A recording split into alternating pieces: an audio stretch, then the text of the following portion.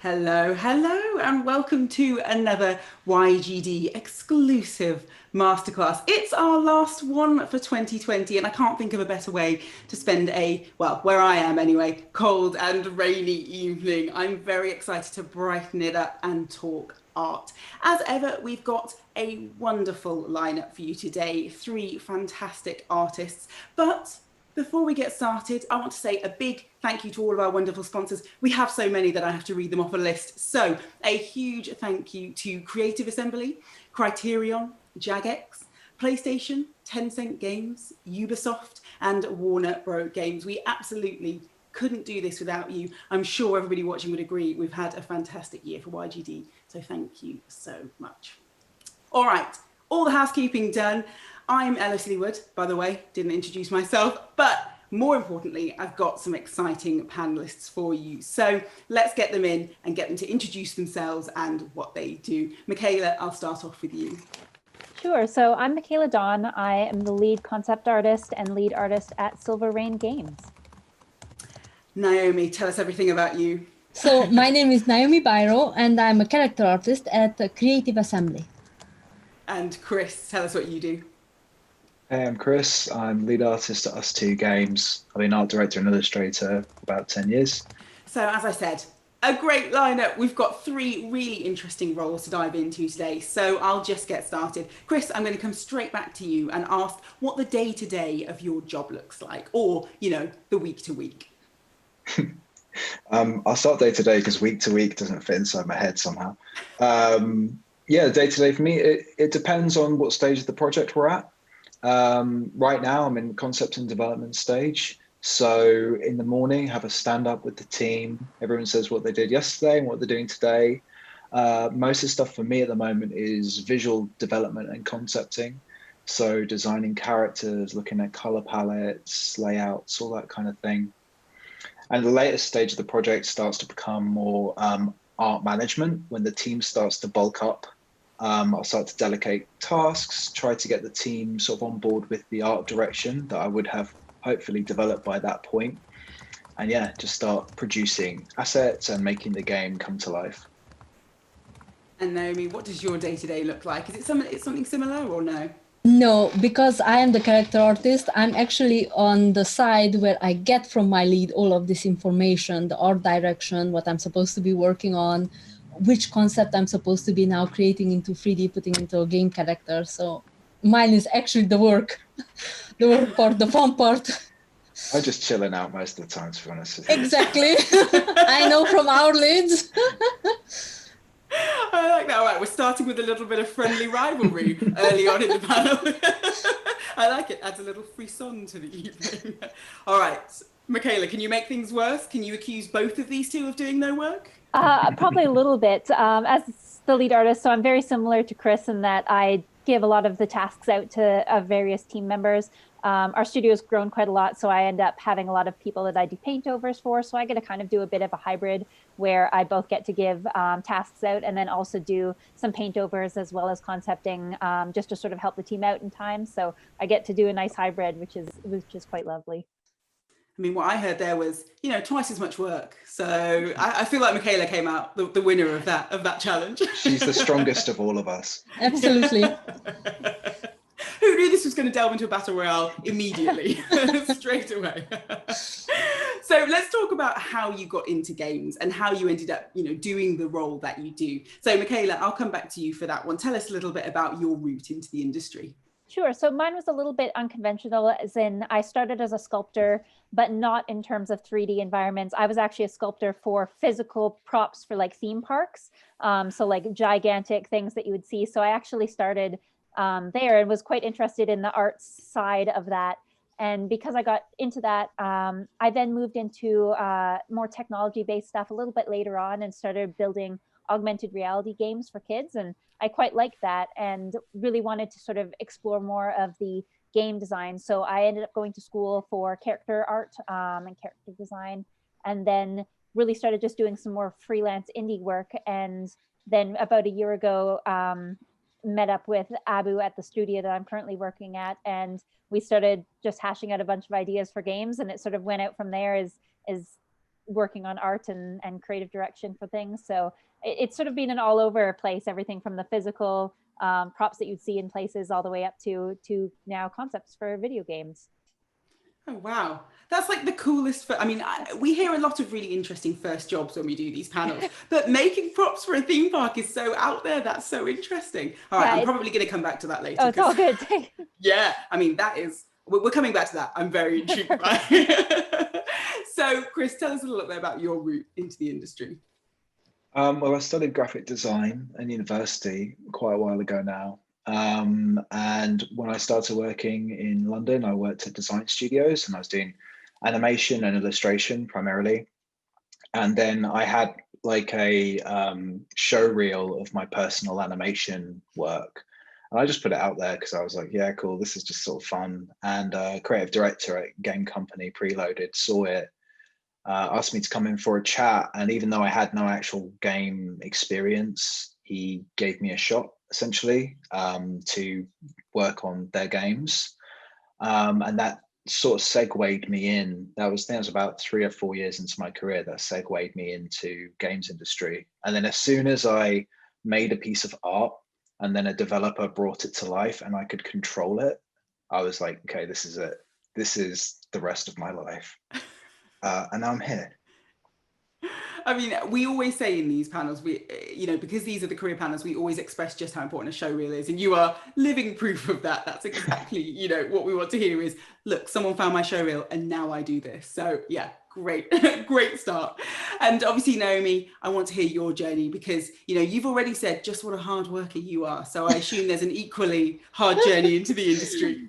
Somewhat, maybe disappointing. So I also started out in 2D actually. So I finished art school back in Hungary, Budapest, and I worked in illustration and character design, but for authors and publishing houses for about 10 years. And only after that, I was like in my early 30s, I was like, okay, I need a career change. And I always wanted to work in games. So I was like, we could try. But to be honest with you, I have never opened a 3D software in my life before trying. And I applied to university here in the UK, and ever since then, it has been magical. I absolutely love 3D. 3D is definitely the calling for me. It's so much fun to sculpt everything. And after I finished university, I was exceptionally lucky, and I was immediately hired by Creative Assembly, which has been a joy to work at every day since. Oh, that was a lovely story. I really enjoyed that. So let's talk creative process. So this is the big one. And luckily, this time, because it's art, we actually get to show off some of your work, which I'm very excited about. So I have to ask this in a specific question. Micaela, I'm beginning with you. So we're going to get some art up on the screen. So why don't you talk us through, those pieces and also, what your creative process is, how you generate ideas, how you get them onto the screen, that kind of thing.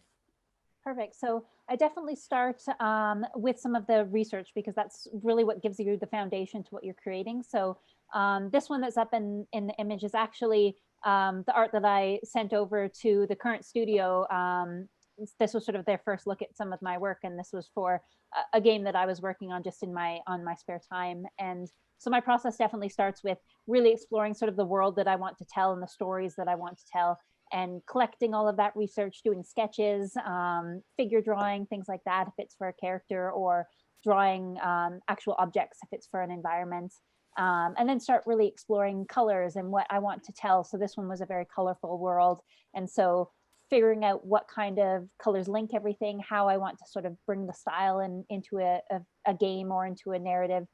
Since I've worked on a lot of illustrations, sometimes it's actually just, it remains 2D, and then really exploring sort of the textures and what makes it feel like it belongs in an area. So you can see a lot of the textures and shapes that I play with in a lot of my artwork. So that shows up in things. So sort of figuring out what the shape language is that I want to show within an environment. So that's sort of how I start, is that really exploration, and then just sort of exploring how it'll actually turn out. So I just start drawing and sort of exploring what starts to come out in terms of silhouette and sort of the story I want to tell. So in cases like this one that has a lot of these birds, and it was based on Edgar Allan Poe's The Raven, only reimagining it, what could that be in a story that I want to tell, where as a creative person, especially as someone who identifies as female, there's a lot of interesting things that happen in the games industry, especially. And so like this one in particular was, what if it was a retelling of Edgar Allan Poe, where Lenore, who is lost in that poem, actually just ran away with the ravens? And what is her story if it was sort of told from a different point of view? Because there's always people who want to know a story and really want to feel that story along with you. So it's sort of interesting to try and use those colors and emotions to tell a unique story where lots of other people will also sort of feel connected to that. And so things like this one, again, are retellings of stories that people might recognize. So it was based on the Lady of the Lake. So I really did a lot of research into the history around the Lady of the Lake and what I wanted to tell in terms of a powerful sorceress who lives in a lake and drowns people who might not necessarily claim power for themselves or to help others. If they're trying to use power for evil, she'll end up taking them to lake and drowning them with her swans. So trying to figure out what stories I want to tell, whether it's in an illustration or if it's in a video game, and how do you want to tell those using the colors and the shapes and the textures within a world, and what does that say in terms of your art? So I spent a lot of time in that research and then just exploring what the visual language ends up being. Well, that's wonderful. Oh, it's so lovely to actually get to look at the art, because we've done a couple of art panels for BAFTA this year, both for YGD and not, and you never get to see, you know, artists actually talk through their work. So that was so lovely. I'm so excited that we can actually show off pieces. Next up, we've got Absolutely. Chris. So I'm thrilled to see what you've brought, because we've had a chat before and I didn't get to see your work. So I'm very excited to see it this time. Tell us a little bit about your process and the images that we're going to see. Sure. So I'm just thinking about being drowned by swans now. That's all I that's know. on my mind. Sounds a very elegant death. Yes. So this was one of the first pieces of key art that I was doing a series of concept art paintings and started from sketches, but this was one of the first ones where everyone seems like, yeah, cool, it feels like there's something here. Assemble with Care was a lot about nostalgia and having dreamlike memory experiences. So I wanted the game to feel quite painterly, was a word that got thrown around quite a lot. And so this concept was the kind of starting point, the progenitor of like the rest of the game art. And this is something that it's almost like as a team, you're trying to uncover what that piece of art is. And then once it happens, then everything else can grow out of it. It's the exact same process I'm going through right now. And then this is a screenshot from the game. So there's some changes that have happened over the course of the development, some color tweaks and some legibility things that happen. A big part of game art versus like straight up illustration, for example, is that the player needs to understand the function and purpose of everything that they're looking at. So it doesn't matter if it looks pretty and I can't interact with it, or I get confused about what I can or cannot pick up. So this game is all about fixing objects. So yeah, every single element needs to look like you can pick it up or interact with it. This is a screen from the UI. So I wanted to contrast the soft, painterly in-game art with quite a graphical UI look, which goes back to my graphic design stuff, I guess. But I really like the idea of framing and layering illustration and then sort of presenting it for the player in like it looks kind of like bite size. And each part of this was to make it look a bit like a book chapter. So it's a little bit of print design, a little bit of painterly stuff going on. And this is all, the cassette deck there is still 3D. So when you roll over it, it actually pops up and animates and all that jazz. A little bit about character design. So much like Micaela, I'll start with sketches and try to find interesting silhouettes for the characters. So this has ended up being the most popular character internally. And then we heard a lot about her as well. Her name is Helena. And basically she's a cosmopolitan photographer who's a little bit like snooty. She's quite judgmental. She talks about how expensive a camera is quite a lot. So my initial sketches, I wanted her to feel quite like, you know, she's going to judge you by what lens you use. And she's very aloof. She did smoke at one point, but yeah, it was an Apple Arcade game. So she didn't smoke anymore by the end. She was a bit more wholesome. And then this is a piece of art that's actually used in the game. So the game's really very mixed media. It's got 3D elements, it's got 2D elements. And we had bookends for the game. So between levels, you essentially have an interactive comic book, which imparts some of the story. And this is one of the portraits I used for Helena. So this is when you kind of are introduced to her and you meet her, then this is one of the first images you see. And I really wanted her to be a little bit severe. She's quite angular. Her colors she wears are quite cool. Everything's just in its right place. The glasses match the belt buckle. I think about that stuff quite a lot. And this is a bit spoilery, I guess. So sorry if you haven't played Assemble with Care, but you know, what are you doing if you haven't played it?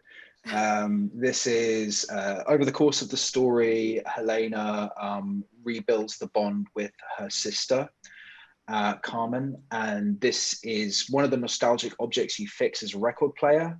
And by the end of the game, you've fixed it, and they sit down and listen to music together and remember when they were younger sisters together. And by this point, Helena has softened a little bit. But my process for making these illustrations is much the same. I start with pencil sketches. I actually use Procreate, so it's quite weird, but a lot of the final art for this game was made with me sat on my iPad. And yeah, these are some of the final renders for that. Oh, that's so lovely. I have to say, I love Assemble with Care. So it was really nice to take a little kind of sneak peek behind it. I love the word painterly. That's exactly what comes to mind when you play it. It's a whole vibe. It's not just about, you know, it looking like a painting. So yeah, very interesting to see behind the scenes. Do go and play Assemble with Care, by the way, everyone, if you haven't already. That wasn't a spoiler. Don't worry. You can definitely still play it. Go and play it. All right, Naomi, let's take a look at your art, because I'm very excited to do this. I had a little sneak peek before we came in, and it's very different. So yeah, let's take a look at that and tell us a little bit about your process as we go through it. Thank you so much. So this one is actually Warhammer art that was commissioned of me from players who are playing the board game, the actual tabletop game. And these are the vampire counts from Warhammer. And my process in general is similar, obviously, to Chris's and Micaela's, in that I start off with a sketch. First of all, I start off with a lot of research, reference gathering, and then start the sketch. Quite often, I end up discarding many ideas until I find something that basically, through the poses, can tell a story whilst in the same time satisfying the requirements of the person who's commissioning me. These requirements most often are either about an idea representing an action or representing a feeling, or in this particular case, the person wanted their characters, which they have created for their Warhammer tabletop game, to be represented in the best light so they can basically reference it back whenever they play the game.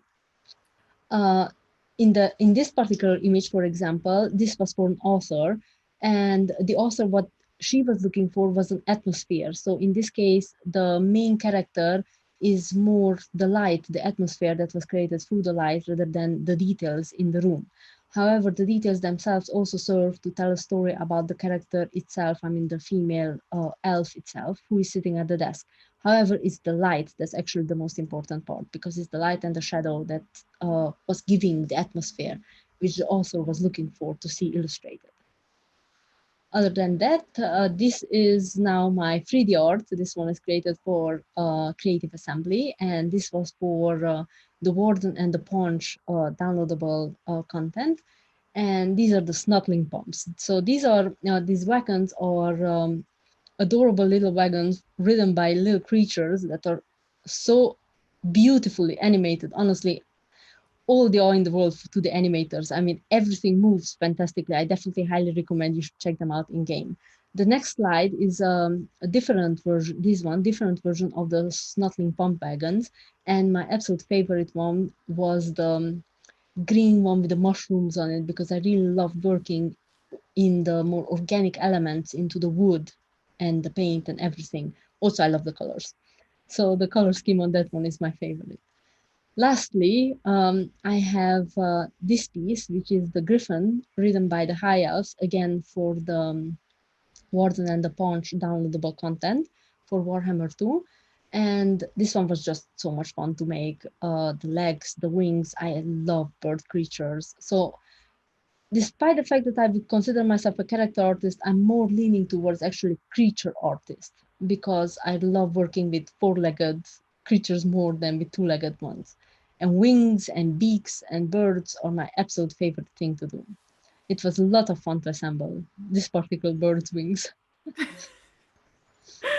I mean, it looks absolutely spectacular. I mean, I Thank can't you so imagine how much. fun Warhammer is to work Yes. on, because, you know, they're just glorious. I can't think of a better word. They're truly, you know, and like you said, the little mushrooms, the little details like that. So, so wonderful. Yes, I feel like this is, you know, thank probably a good point to talk about, actually, you know, each of your personal styles, because one of the questions that comes up a lot whenever we do a panel on art at BAFTA is people being worried about trying to hone their voice as an artist, trying to, you know, develop their personal style, having a kind of distinctive edge to what they do, but then also remaining versatile enough to go into any company and adapt to their in-house style. So Naomi, I'll come to you first. What would your advice be to somebody about, you know, discovering your voice as an artist, but also remaining open to the possibility of working within other styles? So my personal belief, and I'd like to underline that it's my personal belief, is that art styles evolve over time, and everyone will find their true calling as time passes. So the more you draw, the more styles you try out, the more you're going to feel, this is me, this speaks to me most. However, I would also caution, if wanting to work in a games industry, in a games team, it is absolutely essential that you can work in a style that is homogeneous with the rest of the team, because ultimately any artwork created by a game team needs to look like it was created by one single person. So it's vital that you should be able to do the style needed that is within that team. However, for your own personal style, I wouldn't worry about it. It comes with time. It just literally comes out of your soul, so to say. The more you draw, the more you do 3D art, it comes out. Micaela, for you, you're a lead artist. So do you find that there's more space for you to kind of insert your own personal style, or is it still very much about building, you know, the Silver Rain Games style? Yeah, I think at least for Silver Rain, because this was one of our first games, and it's very much, we're at the start of exploring sort of the style that we want to identify as a Silver Rain's game.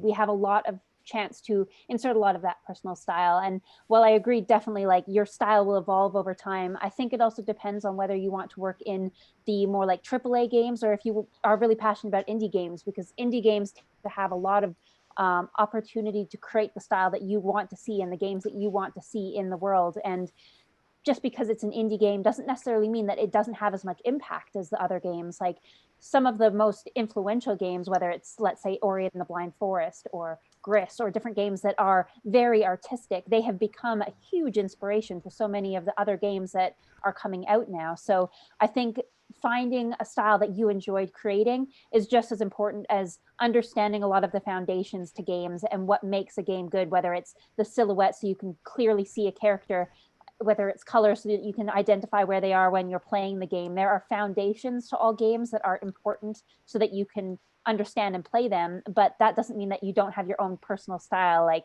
when I'm working, a lot of the work that I do has a lot of texture, so a lot of that is actually shown now in the games that we're creating. There's lots of texture, there's lots of color to things, but there's also some things that, as a personal preference, I tend, for whatever reason, whenever I think that an art piece doesn't have enough interest, I just add extra arms. So lots of times you'll see in my art, there's just hands everywhere and things.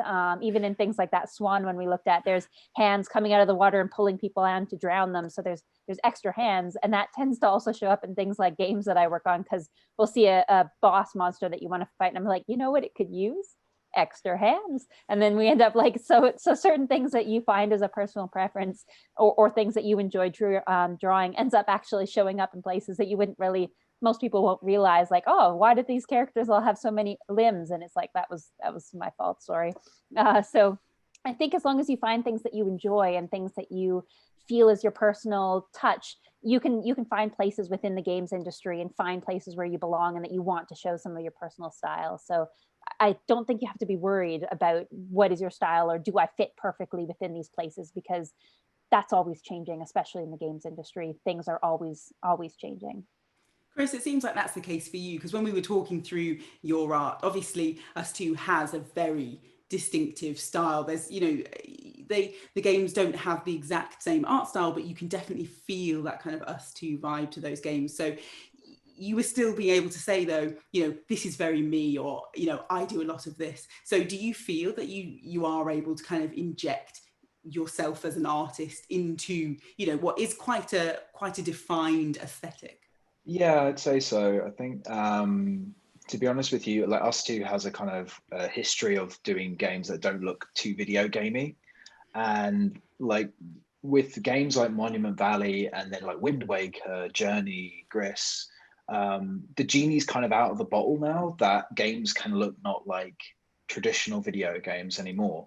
And then I think that means there's a lot of room for artists or illustrators to then start lending themselves to games. Like, what if a game looked like a moving version of my illustration? And that's how you end up with games like Journey or games like Wind Waker, where they are super expressive and they are kind of, you know, testing what game art can be. And, you know, it's good that we have those pop up, and not every game looks like, using Zelda as another example, Twilight Princess, which I think looks good in its own right, but I think it's worth those shakeups happening. It's a tricky one, really, like in terms of advice to give people directly. I think in my mind, I'm like, have the track for yourself that's completely personal, that is boiling over alongside maybe what your exact career wants to be, because they might not be the same thing. And you'll discover through your career or through your personal work what really starts to appeal to you. And yeah, it's good to have a stream of work that isn't going to be judged or validated by a company or an employer or something like that, to keep that creative expression going. Although I do agree with what Micaela was saying about it is worth thinking about whether you want to go into bigger game teams. It's worth looking like what, it's not even the kind of games you want to play. Sometimes the games you want to play and the games you want to make are different. But if you were looking at your Assassin's Creeds and things, you're like, oh, I really want to make some swords, then yeah, cool. You could jump straight into really working on 3D art and looking at references for swords and weapons and being meticulous about making those assets. But if you are looking at things like, I don't know, like Untitled Goose Game, and you're like, cool, this art style is awesome, I just want to make games that look like this, then you can focus down on doing more original art styles, if you like, and stuff that is going to be smaller teams, especially. So yeah, sorry, it was a big answer to that. No, I mean, a really helpful answer. If you'd waffled, I'd have cut you off, don't worry. So, so it was all useful stuff. It was all good. Chris, I'm actually going to come straight back to you because I want to talk about what it's like to be an artist when you also have a whole, you know, more technical team who rely on your work and also have to have an input on your work. It's not just about, you know, having a moment of inspiration and coming up with something, giving it 12 arms if you so wish. But, you know, it's about working with the team. So what are the kind of considerations? What are the elements you have to think about when you're creating art for a game rather than, you know, for yourself, for, you know, just pure aesthetic value? Well, I think it's a thing. It is a team game, making video games, and you're going to be collaborating all the time with designers and developers, and each department has their own needs. Like for the tech team, they'll be like, this needs to be able to run on whatever system we're going to put it on, and I'm like, yeah, but I want it to look like a moving painting, please. Then you just go, okay, cool. You kind of temper each other. And then you do, I like to call them screen tests. Essentially, you have the concept art or the idea, and then you have the tests in Unity or whatever SDK you're using. And then you can start to make judgments about what's a realistic goal. And you're always tempering it with how long is the actual game development going to be? What's the budget as well? And, you know, I think sometimes those constraints can make you make something quite interesting and quite good. But yeah, I'd say day to day, it's a constant discussion. Like you do have to be continuously talking with, using the tech team as an example, about what's achievable. Because if you don't communicate and you're isolated, you're just like, cool, well, I've made the coolest art style ever. Here's a JPEG, make it into a game. Then you're not really doing your job as someone who's an artist in games. You need to think about technical execution. You need to think about stuff that's actually doable as well. Naomi, you're making things in 3D, so it feels kind of that step closer to the end product, you know, in terms of you're very much having to consider usability when you're creating them. So what kind of compromises do you have to make, and how do you decide where to compromise when, you know, you're in a little bit of a tussle with the technical team? So for us personally, but in general for the entire team, usually the most important people actually, obviously the tech team is very important, but the most important people are the animators. They need to be able to have good animation upon the characters. And if we, for example, create incorrect low topology upon the characters, then they're going to struggle a lot, not to mention the rigging team will also struggle a lot. So whenever we create something, we usually tend to, even from concepting onwards, can this thing run? Will this be able to be animated? Will this work? And then when we start with the 3D, it's all about the animation team. Will they be able to animate this? Will we be able to have this run smoothly without jagged edges or clipping or anything like that, technical things that really destroy the artwork? So for us, it's usually the animators who are the gods. Micaela, for you, you're in a newer team, a kind of younger team. So are you able to kind of work together perhaps a little bit more? Is there a space for avoiding kind of, I always make, when I ask this question, it always sounds as though everybody's always at loggerheads. It's not the case, by the way, but in general, you know, because there can be conflicting needs. When you're in a younger, a kind of newer team, is there more space for figuring that out earlier on and, you know, working together more cohesively? Or is it still very much a pipeline? I think there's definitely a lot of space for us to work collaboratively, especially given the current like world situation with things like a pandemic going on. Our whole team is purposefully built to be in different locations. We're all across the world. And so by working in different time zones and working in digital spaces, you have to be very good at communication and making sure that everybody is talking at all different levels of the development. So if I have parts of my team who are working on a concept for a creature, we try right away when we have like, hey, here's our 5 different designs that we've come up with for this certain area, we immediately flag our animation and rigging team and say, hey, is this something possible? These are what we're thinking for attacks. These are what we're thinking for different things that work with our narrative. This is what narrative wants in terms of the emotional impact of this character. How do we all make sure that they work in terms of the pipeline?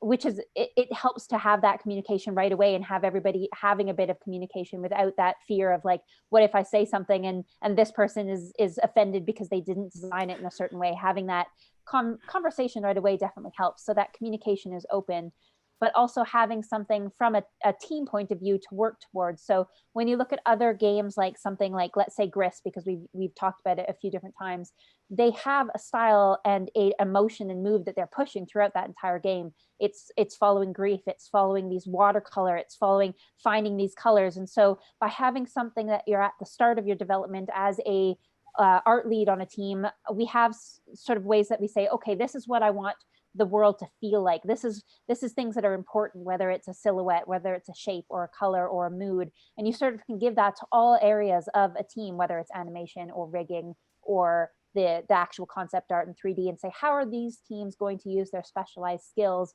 to show that, whether let's say it is like in Gris with their sort of theme of grief and loss and losing that voice. It's like, okay, how would the animators show that? How would the concept artists show that? How would the 3D team take their 3D elements and show that grief in the characters themselves? And so taking sort of an overall theme that whether the narrative or whether the game itself has decided, and then pushing that through all areas can really help sort of give a cohesiveness so that when you do have conversations about like, hey, does this character work for rigging? You can say, yes, but does it work for the whole vision that we're trying to come up with for this game, whether it's indie or whether it's in a full team? So like a AAA game, I think it's important that everybody is moving towards the same goal and they understand and can put their own emotional flares or their own artistic sort of license into things, but still pushing towards that same goal. So it's okay to have your own style and things because you can use those in ways that will be quite surprising and lovely in game development. Like, for example, adding 12 arms, which is my favorite, my favorite quirk. Exactly. I want to talk a little bit about kind of the technicalities of the job that you do, because it's not just pens and paper, very obviously. So Naomi, I'm going to start with you. If somebody wants to do what you do, what are the skills they need and what are the technical tools that you use to do your job? So strictly from a technical point of view, I would suggest learning either Maya or 3ds Max. Maya would be recommended because that's the future of the industry. So this would be Autodesk Maya software, very, very important. Next up would be ZBrush. It's the industry standard. You can also learn to sculpt in Blender or other software, so it's not necessarily important, but I personally believe that ZBrush is most widely used. And lastly, Substance Painter.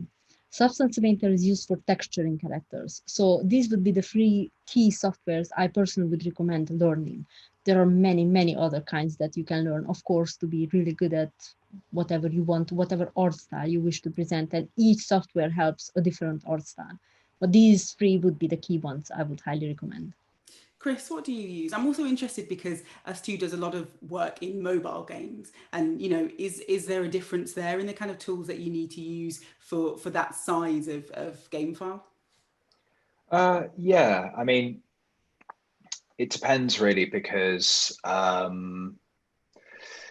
if with mobile, there's quite a range of platforms, and they can all be quite different in terms of their requirements. But yeah, that's quite a big thing for us. In terms of software, before this call, I was closing Unity, Photoshop, Procreate, Blender. So we also use Maya as well. For me, essentially right now, I'm a visual development artist. That's kind of what my role has modded into for this portion of the game, art direction / visual development. So I was spending a lot of my time drawing and painting in Procreate. Then I'll actually do some 3D modeling in Blender, bring it into Unity, and start to try to get that look that I've managed to get in the painting in Unity, even at an early stage. It doesn't have to be perfect, and a lot of it can be faked. Like, I don't know how to write a shader, so I'm like, cool, I'll just get a mesh, stretch it out. Now I've got a shadow, and then talk to the tech team, be like, hey guys, you can like do this live, right? So yeah, I think it does depend. Like what Naomi was describing is like very, that's quite, in my mind, it's called like AAA leaning, much larger teams, like teams of animators, teams of modelers. So that is, really vital to that path. If you're going down the route of like lead artist, art director stuff, and you want to be day-to-day, essentially communicating your ideas or your concepts to a team, then having something to draw and paint with and create the kind of like art that Micaela was making as well, like kind of in the way that you find comfortable. Like some people like Photoshop and a Cintiq, some people are cool with Procreate, but ultimately it feels like a bit of a trick question I'm pushing in there, but like doing art theory is really important. Like the software is important, but you need to learn your art theory, like doing stuff like life drawing, color theory, understanding proportions and weight, that type of thing. So yeah. I mean, this kind of very perfectly, almost as if you knew, leads into the first question we have in the Q&A. So anonymous attendee said, I'm currently looking at post-16 options and was wondering whether it's better to go to college and focus on art, or if it's better to take A-levels and go to university as a more traditional route. So what would you suggest to get into art? I think, Micaela, I'll start off with you there. Sure. So I think it really depends on, like you were saying, Chris, about what you want to do. Because if you really are sort of enthralled by the big AAA games, really understanding some of those pipelines can be very important. But it can also depend on how you as a student learn. So if you're better in situations where you're sort of self-directing, you're good at giving yourself tasks, things like online learning can be a very beneficial thing if you're good at that. If you do better sort of getting direction from people, if you really want to have a more like the sort of in-school environment where you find that somebody else giving you tasks, having critiques in person, things like that are better for you, then those can be sort of the area that you might want to focus on. So it can really depend on you as your situation, whether you have the money to go to school. There's a lot of really amazing educational opportunities online that you can learn a lot from, especially if you find mentors or if you take some of the online classes where you sort of audit things. You don't necessarily have to have the one-on-one interaction. So with the rise of social media and with online, I think it really depends on your learning style entirely, and what you want to get out of it. So I think some of our other team members can probably also have some thoughts on that, but I think it depends on really what you want to get out of your education. I mean, Naomi, obviously for you, you said that you loved university. So is that what you'd recommend for everybody? Actually, what I would recommend is be patient and wait. Try out what you wish to do. And then don't worry if you don't like it, you can always change later. As I said, I started university when I was 33 years old. So it's okay. You can do it later. So it's fine. Do not rush. It's never too late to change. So don't worry about it. But yes, I would suggest that university was fantastic for me. Certainly, it has helped my art tremendously. Fantastic. I mean, I do think I always highlight that whenever anybody says that you have so much time. You do. I know it can feel like you need to rush, but honestly, you have just your entire life to do it. I can promise you that. Yes. Chris, how do you feel about university? Well, it was a long time ago for me. It's like 2001. My course was very young, actually. It was graphic design, but they were like, what's going on in the world of tech and stuff. So I was learning Flash and Director's what they used to make menus on DVDs. So I didn't really carry those skills through to today. But I mean, I think the practice of coming in every day, having people who are also working on the same thing as you, that's the most valuable thing to me. There's like 20 people who are also working on the project and thinking about it, and you can communicate with them. And almost like it's good to be part of some sort of community or collective. Like Micaela was saying, it could be social media, it could be like a Discord group you're on where you share your art with each other. I would say that a degree is not essential, which I know is a little bit of a risky thing to say there, but as I've been like a hiring manager at USTWO and other places, and actually once I've read the cover letter and I'm like, cool, that's polite and makes sense, then seeing the portfolio is the first thing.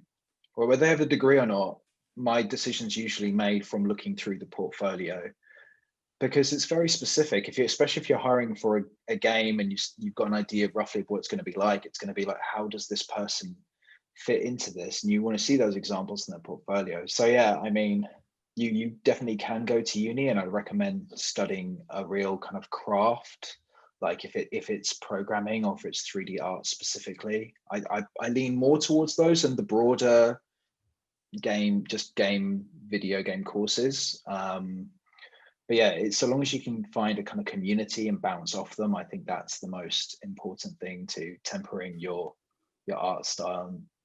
So our next question is one that I feel like everybody would want to ask. So again, anonymous attendee, how do you try and overcome art block if you find something difficult to create, and how do you figure it out in the end? So Naomi, I'll come to you first for that one.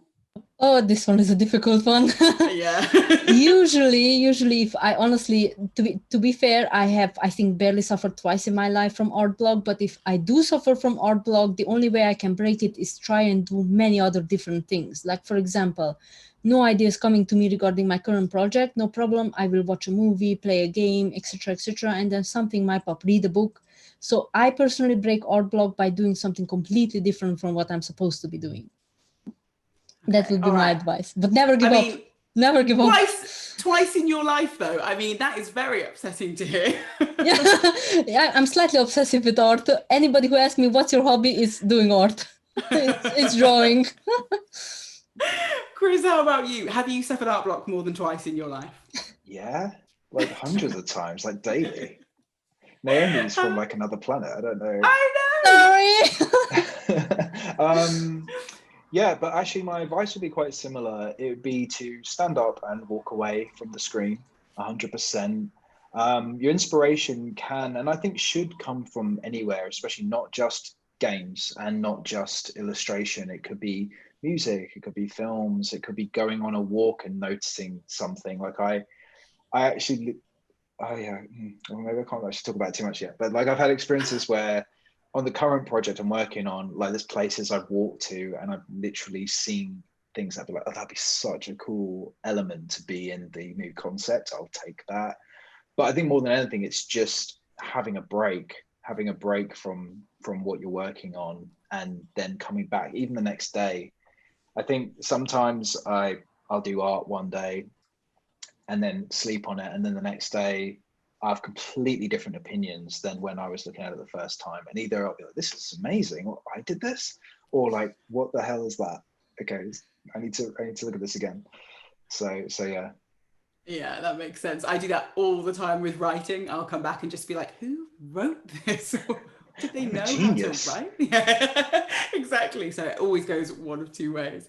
Micaela, tell us about whether, I need to know how many times you've experienced art block, because this two thing. I mean, I'm also hundreds of times. And I think part of when I run into art block is not necessarily based on just like, I'm not sure how this project is going, but based on more of like mental health, where when I struggle with depression and anxiety and then end up having things like burnout on a project, that's when I can get mentally blocked on something. And it might not even be like I can't get through this, but it's more of like it's not working. And sometimes you can't just, even if you do walk away and have breaks, sometimes that art block persists, especially if you struggle with mental health. And sometimes it means taking a break, but then when you come back, just doing the best you can. And sometimes you just have to finish it. And sometimes it might not be what you like, this amazing piece, or it might not be exactly what you wanted, but that doesn't mean that you can't just make something else. Like sometimes you do have to just, okay, this is what it is. I'm going to put it out there, and then I'm just going to sort of start on something else, especially if you have deadlines, or if you're working in a studio where you do need to finish something and you're like, this isn't working. You get stuff out, and you can also reach out to other people in your team, or even other, like we were talking about earlier with having those communities, where you reach out to people in the community and say, hey, I've figured out this much. I'm struggling with either my mental health or with art block or with this. Do you guys have any thoughts on what I could do, or trying a new direction? So sometimes it's not just about the art itself and trying to figure out the art. It can actually be more of a internal struggle that you're dealing with as well. So I think being gentle with yourself in those times can definitely help. Yeah, I think that's just good advice in general, isn't it? Be gentle with yourself, and also get stuff finished. I think that's a lesson that it took me a very long time to learn, is just finish it. Just do it. You know, yeah. All right. Our next question, again, anonymous attendee. A lot of anonymous attendees. I've been doing a lot of character design for a project with a sort of almost but not really anime style. And thus far, I've managed to make all the important characters look quite distinct and interesting and different. But now I feel like the side characters are starting to look less distinctive. How can I fix this? Now, I'm going to throw this out there to whoever wants to jump in first, because I feel like, you know, not everybody might have an answer for that. I can jump onto that one. No, so go for it. I think sometimes it's actually okay as well to have characters in the side that might not be as interesting, because sometimes, especially in games, if everything in the whole world is interesting, sometimes it can get overwhelming. So having characters that are just normal, everyday people can be totally okay, and you don't have to have everything look like a main character. Whereas if you do want to try and have everyone be different, sometimes it helps to just look at weird things or think about friends or everyday objects that make them unique. So if you do see a character that you're developing, let's say you feel like, oh man, this person's just, maybe they are a side character at a cafe that your character goes and visits. So you can sort of think of like, okay, what would make them interesting if I was out in the public and I was just walking around and I saw this person? What would make them interesting? What sort of things do I see when I go out in the real world that sort of triggers as like, oh, that's interesting. You can add that to them, or see what things make your main characters interesting. Is it backstory? Is it accessories? Is it personality? And then try and push that into those side characters as well, and be like, okay, if this person was a main character, what would be interesting about them? And sort of just stepping back and realizing that sometimes the most interesting things might not actually even be these big elaborate stuff. You don't have to have a character that's super interesting to be interesting. So like having little subtle things, or making them a normal character in a world where everything else is very elaborate, can actually be just as sort of charming and interesting as making them the most amazing character that you can. So I'd say, yeah, stepping back and just sort of looking at like, what do you want to tell with these characters? What story is important for them? Brilliant. Does anybody else have anything they wanted to add there, or shall I move on? The only thing I'd like to add to that is that if everything's the priority, then nothing's the priority. So I think I would agree. If your secondary characters are looking less distinctive, then that's a good thing. Yeah. for the most part. Yeah. Yeah, someone who gets very distracted in open world games and is like, what's this? What's this? What's this? I'm totally seconding the make them less interesting, so I know I don't have to go over there. I need that in games. If you go and see an NPC and you want to be the NPC every single time you meet an NPC, then it's probably they've designed too much, like they're too interesting. And if you want all the NPCs to be the main characters, then you might have a problem. Well, I'm going to finish up by asking each of you for your advice for kind of our younger viewers today. So what for you is kind of the first step that you should take? What should you be doing day to day to set you on the path? Perhaps if you are that little bit younger, if you haven't yet gone to university, if you're not, post-university, what should you be doing to set you up for a career in this industry? Chris, I'll start off with you. I think you need to make it not feel like it's a chore or it's hard work or it's something you don't really want to do but feel like you have to do. At an early stage, you should be able to draw things you love, go outside and draw from life, I think is one of the quickest and best ways to actually improve as an artist. Draw fan art of things you really, really like, pause a TV show and do a drawing from it. And I think like for your like more creative side, like imagination drawings, just have fun with it really and spend that time exploring what you actually enjoy doing. That's a really good time to do it because that's one of the only times you're not going to get people from studios or peers like really going, what should you be doing? Is this the right thing for this job? Like now's the time to actually start that creative explosion, if you like. I like that, creative explosion. Micaela, what's your advice? Yeah, I think I'm very similar in that this is the time when you can find out what you enjoy and find those stories that you want to tell, because there's so many people out there who want to play those stories and they want to be part of that process. So this is the time when you can really take the time to draw whatever you want and explore those things that make you passionate. And I'm sure all those people with parents potentially listening and play games, lots of video games that you wouldn't necessarily think about playing. So games that are indie games that are AAA, just playing them and then thinking about what you like about them, because that sort of helps you figure out what you want to do with a career. If you do like the artistic games and you're really finding those ones that tell a really emotional story are the things that connect you, then maybe that's the direction that you're going to go. Maybe you'll be more indie game developers. Maybe you'll do more concept art. If you're really liking those AAA games and you get passionate about like the historical references that you find in things, maybe that's the direction to go. So by playing games, you get to understand what parts of them you enjoy and what parts that you actually want to potentially explore as a career. So play games. I mean, that was the advice we all wanted to hear, I think. And Naomi, finally, what's your advice? I think that Chris and Micaela really covered everything. So my advice is going to be very short and similar to theirs. Namely, have fun. It's very, very important. You have to have fun, especially at this age. And it will be the fuel for your future. Because having fun in it, finding joy in it is going to make you want to do it constantly. And the second, never give up. Never, ever give up. Keep doing it. You will be great at it the more you practice. That's all. Wow. Oh, what a wonderful place to end. That was a gorgeous set of advice. Absolutely everything I wanted you all to take away from our final YGD Masterclass of the year. I think you can agree. We went out, I was going to say with a bang, but actually a creative explosion. So a huge thank you to our panelists and a huge thank you to you all for watching. Goodbye.